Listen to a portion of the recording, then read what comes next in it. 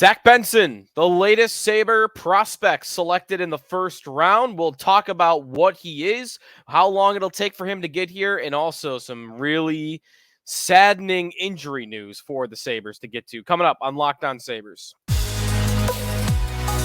You're Locked On Sabres, your daily podcast on the Buffalo Sabres. Part of the Locked On Podcast Network, your team every day.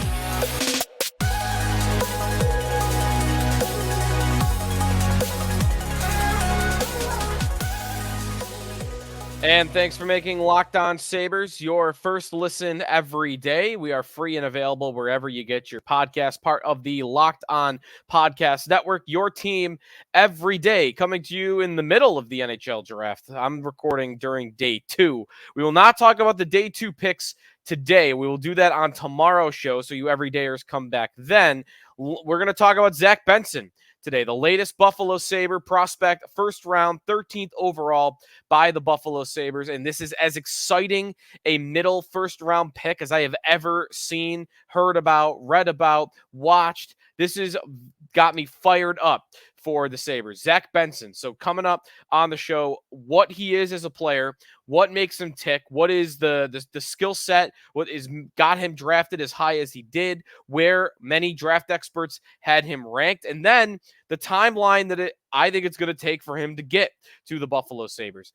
Later on in today's show, some bad injury news pertaining to Jack Quinn. If you missed that, Achilles injury, we'll talk about the timeline, what it means for the start of the season, maybe an impact to a Victor Olofsson trade as well. So we got more to talk about with Jack Quinn in the lineup coming up a little bit later on. At Sneaky Joe Sports, to follow me on Twitter, at Locked On Sabres, follow the podcast account.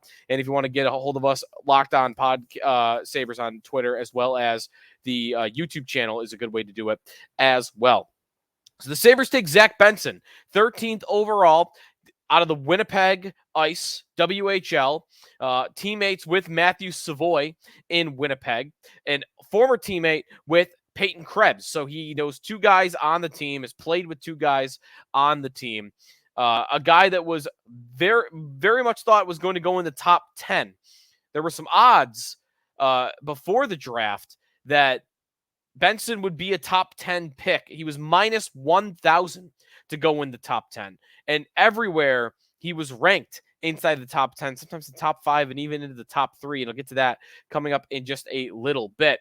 But this is a smaller player, 5'10", 159 pounds. So he's got some growing to do, especially, bulking up a little bit. Maybe he's got an inch or two more of growth coming, but 5'10" and 159 pounds is what he stands at this moment. This is a playmaker. He is most known for his playmaking ability. There are many prospect writers that are all about this kid and his skill set, but the playmaking is probably number one.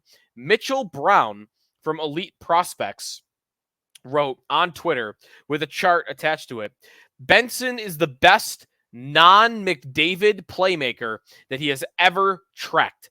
Second all-time in expected primary assists per 60 minutes, which basically measures passes for scoring chances. And he was number 2 that they had ever tracked, only trailing Connor McDavid. That was over 3,000 plus players that had been tracked using that measurement. Hadi Kalakash from Locked On NHL Prospects, who we might have on the show tomorrow, his write-up on Zach Benson. Benson edges out Will Smith comfortably in my top 5 for a very simple reason. He impacts every area of the game. Benson is the best playmaker in the draft. That's right, the best. It's not Bedard, nor Fantilli, nor anyone else.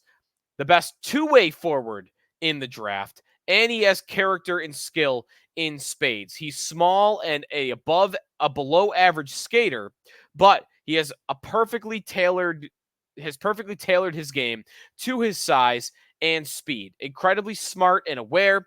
Benson made every line he played on the top line, both at the club and international levels. He played most of the year on the wing in Winnipeg, but has all the makings of an elite first line center. I'd be ecstatic if the Habs went with him in the 5th overall pick. He was talking about Montreal in that write-up. And of course, he doesn't go 5th overall. He goes all the way to the Sabres at 13. Hottie had Zach Benson ranked as his number 3 overall prospect. Now, some other rankings that I saw for actually Elite Prospects does a very good job of compiling all the different writers and where they have and sites where they have certain players ranked. So looking at Zach Benson for this, where does everybody have him ranked? Byron Bader from Hockey Prospecting had him ranked number 5. He was number 6 at Consolidated Ranking, number 5 at Elite Prospects, number 6 by FC Hockey, number 8 by Chris Peters, number 6 by Daily Faceoff, number 8 by Hockey News, number 9 by Bob McKenzie, number 6 by McKean's Hockey, number 14 by Craig Button, number 6 by NHL Central Scouting, 7 by Sportsnet, 9 by Shane Malloy, 3 by Recruit Scouting, 5 by Dauber Prospects, 6 by Draft Prospect Scouting, and 5 by Smart Hockey. The only site or writer that you can find that had Zach Benson outside the top 10 was Craig Button, and he had him ranked 14th, 1 pick behind where the Sabres took him. So everybody was on the same page that this was a steal. And that is what has me so excited about this pick. It's not even doing the homework on him beforehand, watching the highlights, although the highlights, man, they jump off the page. There, by the way, you heard Hadi Kalakash call Benson the best defensive forward in the entire draft. There was a 2.5-minute video that's on my Twitter at Sneaky Joe Sports that was circulating. It's 2.5 minutes of just Zach Benson stealing the puck from other players. He's a thief. He is such a good defensive player. But anyways, where was I? It's not even just the highlights. It's not the analytics. It's where this guy is ranked.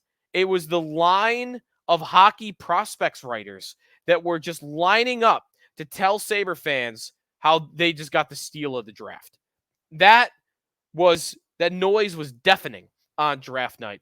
And I think it goes to show how well the Sabres did with this pick. Kevin Adams seemed ecstatic. He said, quote, that you don't often get players like this. Rare upside, Adams said, at the 13th overall pick. Rare offensive upside.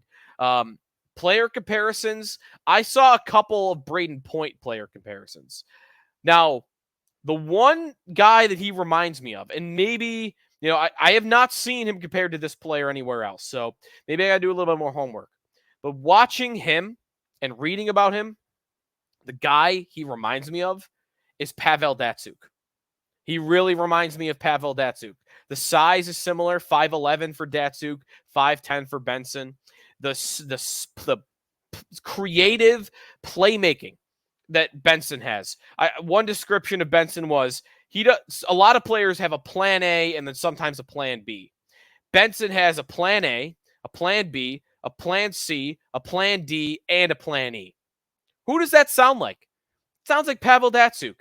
2.5-minute clip of him just taking the puck, stripping it from players. Who does that sound like? Pavel Datsyuk. Elite playmaker. Who does that sound like? Pavel Datsyuk. I don't know. To the two-way game. Pavel Datsyuk. I don't know. Maybe that's the wrong comparison, but it sounds and looks like a player to me that we saw once upon a time play for Detroit. But Braden Point is the player that you more often see compared to Zach Benson. Timeout here. When we come back, how close is Benson to being in the NHL? What's next for him? That's coming up here on the Locked On Sabres podcast with Joe DiBiase. We are brought to you by FanDuel Sportsbook. Take your first swing at betting Major League Baseball on FanDuel and get 10 times your first bet amounts in bonus bets up to $200. That's right. Just bet $20. You'll land $200 in bonus bets, win or lose. That's $200. You could spend betting everything from NHL futures to, Bills over under, from the money line in baseball to the over under, MMA, of course, to who you think is going to get the first home run. All on the app. It's safe, secure, and super easy to use. Plus, when you win, you get paid instantly. There's no better place to bet on Major League Baseball than FanDuel, America's #1 sportsbook. So sign up today. Visit FanDuel.com/lockedon to get up to $200 in bonus bets. That's FanDuel.com/lockedon. FanDuel, official partner of Major League Baseball. Welcome back to the Locked On Sabres podcast with Joe DiBiase. For you everydayers, make sure to come back for our next episode where we'll break down what the Sabres did on day 2 of the NHL Draft. And maybe more on Jack Quinn, because that's a big story going on with the Sabres right now. We'll talk more about that in the third segment of today's show. What does it mean? He has an Achilles injury, and what does it mean to the opening night lineup? But to round out our conversation on Zach Benson, we talked about the level of player he is, where prospect people liked him for, what type of player. The numbers. Let's give the numbers before I get to how close he is to being NHL ready. So with the Winnipeg Ice, last year in his D-1 season, so that's his year before being drafted season, 60 games played, 36 goals, 62 assists for 98 points, and then added 17 points in the playoffs. The year before, 63 points in 58 games and 23 points in 15 playoff games. Over a point a game in back-to-back years. In fact, if you go back to the start of his WHL career, and this would have been as a 16-year-old, Zach Benson had 20 points in 24 games. That's an age where guys typically will, get their feet wet in juniors, but they really won't be big contributors. They're just kind of, getting used to the game. And Benson was almost a point-a-game player for Winnipeg. He is, honestly, I think even more than Matthew Savoie, the engine that drove the Winnipeg Ice and their top line. I think it is not crazy to say that right now, he shoots to the top of the list as their #1 prospect. I'm trying not to have recency bias on that, but I've checked with a couple prospect guys. Hey, do I have recency bias on this? And they're like, no, it's not crazy at all to rank him above Matthew Savoie and Yuri Kulik as the #1 prospect in the Sabres organization. So what does that mean to when he'll arrive? I also saw some people say, well, maybe he's as NHL ready as Savoie is right now. Maybe he is, close. I don't think there's any scenario in which he'll play for the Sabres this year. So not NHL ready right now. And I think the size and the weight is a big reason for that. 159 pounds. He's got to put on more muscle. Maybe he's got another inch of growing to do. But I do not think this is the type of prospect that's going to take 3 years to develop. I think this is a one and done for Benson back in juniors. That's it. Even Savoie right now, we're debating whether he'll go back to juniors or go to the Sabres. Benson, I think it won't even be a discussion. I think he's going to go back to the WHL, and it won't be to Winnipeg. That team is actually moving. They're relocating to Washington State, about 2 hours east of Seattle, small town there. I think he'll go back to juniors. He will be the best player, one of the best players, if not the best player in the WHL. And then he will arrive on the Sabres shores for the 2024-25 season, with a slim chance he shows up at the end of this year. Probably more likely for Rochester, though. But I think this is a one-year development, and then he is a Buffalo Sabre. I would be surprised, given all we've heard and read about him, if that is not the case. So I think 1 year of development, and then he is a Buffalo Sabre. What I'd like to see happen is Matthew Savoie get in for his rookie year this year, so that it's not 2 rookies coming in together, 3 rookies maybe even coming in together, because all these guys are starting to arrive. Yuri Kulik is getting close. Savoie's getting close. And I think that Benson's going to be right behind them. And that's not even to mention Noah Oslin or Isaac Roseanne, who are first-round picks that are developing down there as well. Timeout here. When we come back, big news for the Sabres. Jack Quinn out 4 to 6 months with an Achilles injury. What does that mean for the opening night lineup? We'll get into that when we come back here on the Locked On Sabres podcast. Welcome back, Locked On Sabres. Be sure to check out all of our great draft coverage across the Locked On NHL network, Locked On NHL podcast, Locked On NHL prospects, and of course, keep it locked here on Locked On Sabres for all your draft needs. A story that was released during the draft, that we found out about during the draft, that is not a positive story, and really it sucks. Jack Quinn had suffered an Achilles injury. This is according to Elliot Friedman. Elliot Friedman reports that during training this week, Jack Quinn had an Achilles injury, had successful surgery on Wednesday night to repair that Achilles tendon, and that the talented forward is expected to make a full recovery. The timeline tends to be 4 to 6 months, but he will miss at least the start of next season. 4 months from the end of June, we're talking about the end of October as a favorable outcome, and potentially he's out till the new year. So that sucks. I had told you a couple of times on this show that I thought the guy that was most likely to take that Dylan Cozens level jump from pretty good prospect to this guy is a main staying force on the top of the lineup. I thought Jack Quinn was the most likely candidate for that, even above JJ Peterka. I thought Quinn was in line for a 60-plus point season, maybe even 70. I think he was ready for a breakout campaign, and that can still happen, but this is a big setback for that. Now he doesn't get a normal offseason. He doesn't get a training camp. He doesn't get a ramp up to the year. He'll come back, and he'll have not had any of that. And maybe will still be dealing with the injury. Who's to say he'll be 100% when he comes back? Who's to say he won't be dealing with his injury for the rest of his career?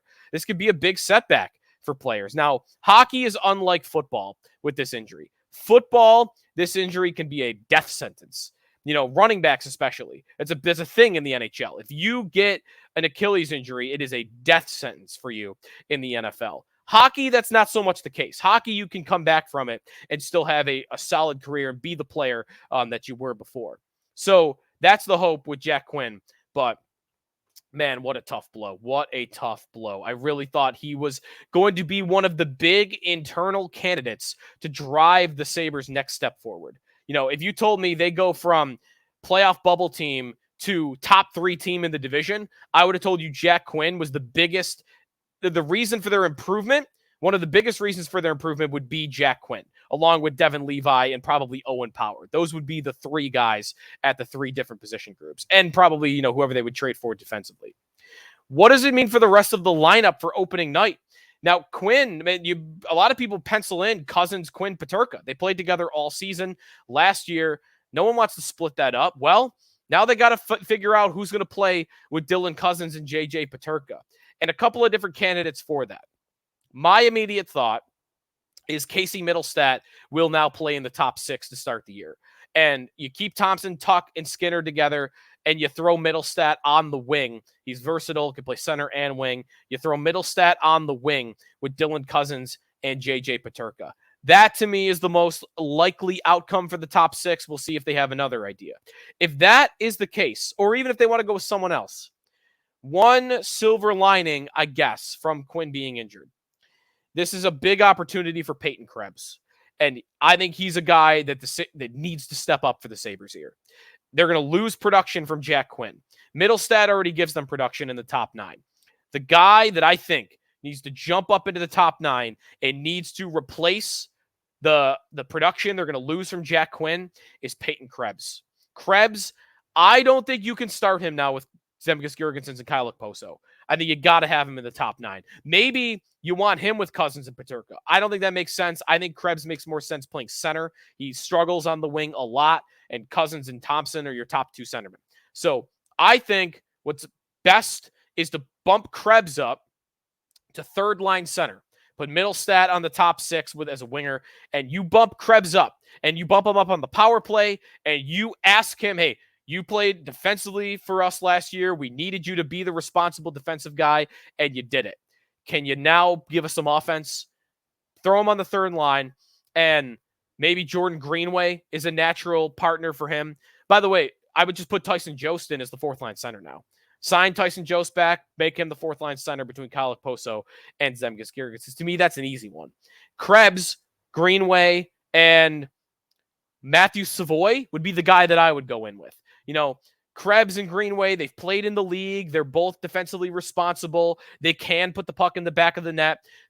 They might be the perfect line mates for a young kid to come in, get his feet wet, and try to figure out the game, who is creative offensively and could give them some scoring punch. And allow him to make some mistakes. It'll be easier for Savoy to go out there and make mistakes if he's got two good defensive responsible players like Krebs and Greenway on his line. And Krebs and Greenway are also players that can put the puck in the back of the net and help him create. I think Krebs is a great playmaker and Savoy's a great finisher. So that's a good pairing.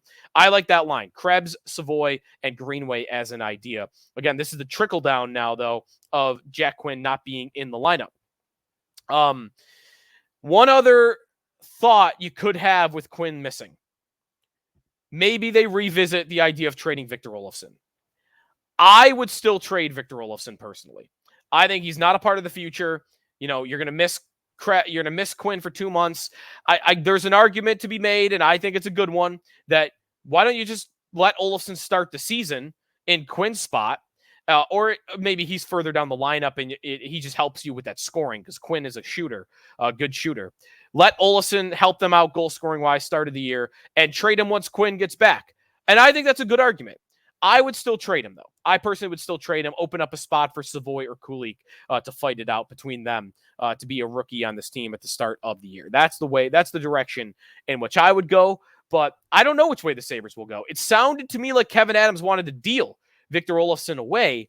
Now, I don't know. I would wonder if he is now open. Maybe we'll hear more from him after the draft entirely. In fact, I would expect that we'll hear Kevin Adams after the draft get asked that question.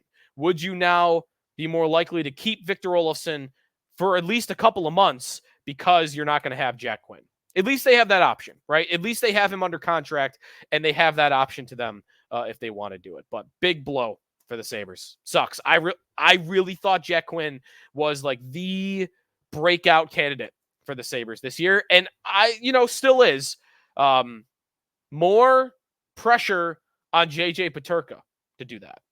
They got to have some guys take steps forward. I like Krebs for that, but I think Peterka now becomes the guy for start of the year. Hey, can you go from, hey, nice, you gave us a little bit as a rookie, to can you be consistent? A consistent force for this team. Quinn, they got to wait. So Peterka, I think there's more pressure on him to become that. All right, thanks everybody for tuning in. If you got takes on what the Sabres should do now that Quinn's going to miss the start of the year, what they should do with Olofsson, who they should kind of fill in to Quinn's spot, who should play with Cozens and Peterka, that's a question we'll be talking about, I'm sure, throughout the entirety of the offseason. Next up for you everydayers, we'll talk more about that and the day 2 of the NHL draft for the Sabres, and maybe some Kevin Adams comments if we do the episode after he speaks to the media. Thanks, everybody, for listening. Joe DiBiase in the Locked On Sabres podcast. We'll talk to you tomorrow.